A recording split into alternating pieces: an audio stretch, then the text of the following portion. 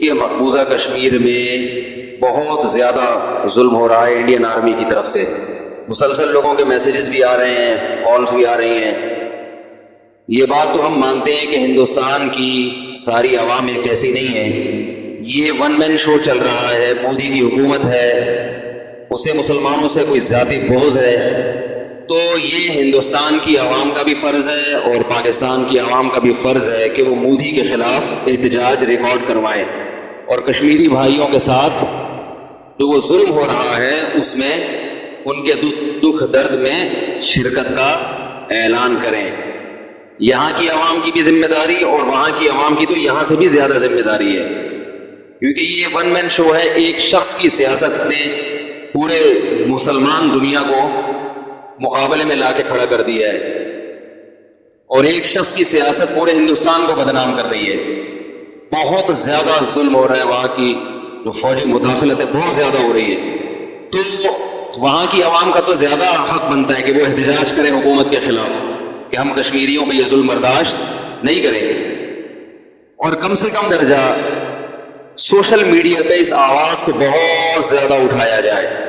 جو ظلم اور بربریت وہاں ہو رہی ہے اس کی تصویروں کو زیادہ سے زیادہ شیئر کیا جائے تاکہ لوگوں کو پتہ تو چلے گا. مسئلہ دعا کی جائے ان کے لیے اور ظالموں کے لیے ہدایت کی دعا کی جائے اور یہ بھی دعا کی جائے کہ اگر وہ ہدایت کے قابل نہیں ہے تو اللہ ان کو تباہ و برباد کرے.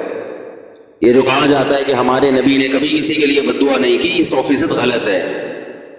ہمارے نبی رحمت للعالمین تھے اور جو رحمت ہوتا ہے وہ ظالم کی ہلاکت ہی کی دعا کرتا ہے. حتی الامکان تو وہ کوشش کرتا ہے کہ ظالم راہ راست پر آ جائے. اگر ظالم راہ راست پر نہیں آتا تو ظالم کی ہلاکت کی دعا کرنا ہے رحمت ہے. اگر آپ اس کی ہلاکت کی دعا نہیں کریں گے تو اس کا مطلب آپ یہ تو برداشت کر رہے ہیں کہ مظلوم پٹتے رہیں اور ظالم کے کچھ بھی نہ ہو. تو یہ جو آج نبی صلی اللہ علیہ وسلم کا ایک تصور پیش کیا گیا ہے نا کہ نہیں کسی کے لیے بد دعا نہیں، سب کے لیے محبت، سب کے لیے نرمی، نا نا نا نا نا نا. اسلام ایک دین فطرت ہے، وہ کبھی فطرت کے خلاف بات نہیں کرتا. دیکھیے نبی صلی اللہ علیہ وسلم نے ایک جاسوس کو پکڑا جنگ کے دوران. بھائی اس کو صحیح کر دو اللہ کا واسطہ یار، مائک کی آواز کم ہوتی ہے تو مجھے چیخنا پڑتا ہے، پھر سارا دماغ کم استعمال ہوتا ہے، زبان زیادہ استعمال ہوتی ہے. ابھی ہے کوئی اندر گھسا ہوا ہے، کوئی بندہ ہے اندر؟ چلو اپنا ہی آدمی ہے. تو نبی صلی اللہ علیہ وسلم نے ایک جاسوس کو پکڑا، جاسوسی کرنے آیا ہوا تھا. آپ نے اس کو پکڑ کے حکم دیا اس کی گردن اڑا دو. ظاہر ہے جاسوس کی تو یہی سزا ہے، یہاں کے راز فاش کرے گا، نقصان پہنچائے گا اپنے ساتھیوں کو. وہ بڑا گڑ گڑانے لگا، رونے لگا، مجھے معاف کر دیں، میری 6 بیٹیاں ہیں، بیٹیوں کا واسطہ دینے لگا، وہ یتیم ہو جائیں گی، کیا بنے گا ان کا. آپ صلی اللہ علیہ وسلم نے اسے چھوڑ دیا. کچھ دنوں بعد دوبارہ پکڑا گیا، وہ کم وقت دوبارہ گرفتار ہو گیا. وہی کہا، حالانکہ نبی نے تو احسان کر کے چھوڑا تھا، دوبارہ آ گیا. تو آپ صلی اللہ علیہ وسلم نے حکم دیا اڑا دو اس کی گردن. پھر رونے لگا کہ آپ تو رحمت ہیں، میری 6 بیٹیاں ہیں.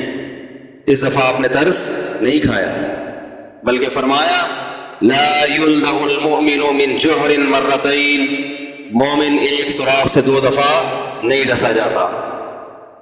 سمجھ میں آ رہی ہے کچھ کہ نہیں آ رہی ہے؟ مومن ایک سوراخ سے 2 دفعہ.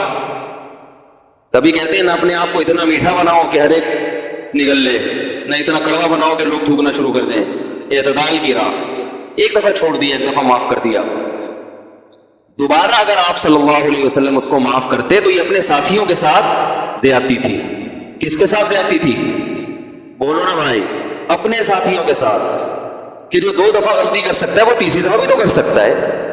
اگرچہ اس بات کا امکان ہے کہ اب اس نے سچی توبہ کر لی ہو، لیکن ہم عالم الغیب نہیں ہیں، اس کا بھی امکان ہے کہ جھوٹی توبہ کی ہو.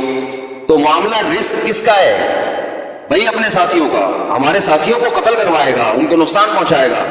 تو اب رحمت للعالمین کی رحمت اس بات کا تقاضا کرتی ہے کہ اپنے ساتھیوں پر رحم کیا جائے اور ایسے جاسوسوں کو نہ چھوڑا جائے.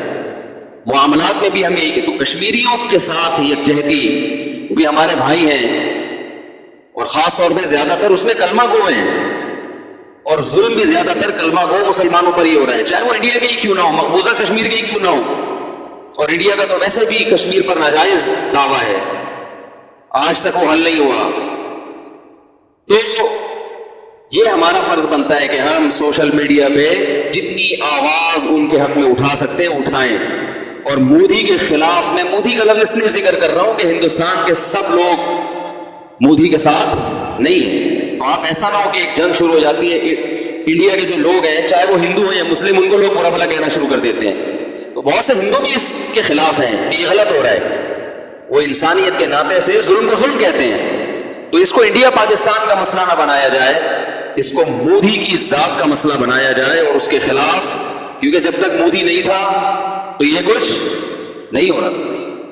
تو ہماری ذمہ داری بنتی ہے کہ ہم اس کو زیادہ سے زیادہ اس میڈیا کو اٹھائیں. حکمرانوں کی ذمہ داری ہے کہ بین الاقوامی عدالت میں مسئلہ اٹھائیں اور ہم سے جو ان کے دفاع میں ہو سکتا ہے ہم وہ کام کریں, اور ظالم کے لیے ہم بد دعا بھی کریں. قنوت نازلہ کا اگر کوئی اہتمام کرتا ہے جس میں مودی کا نام لے کر اس کے لیے بد دعا کی جاتی ہے, یہ بھی نبی صلی اللہ علیہ وسلم کی سنت ہے کہ جب ظالم کا ظلم حد سے بڑھتا تھا تو آپ صلی اللہ علیہ وسلم فجر کی نماز میں اس کے لیے بد دعا کا اہتمام فرمائیں.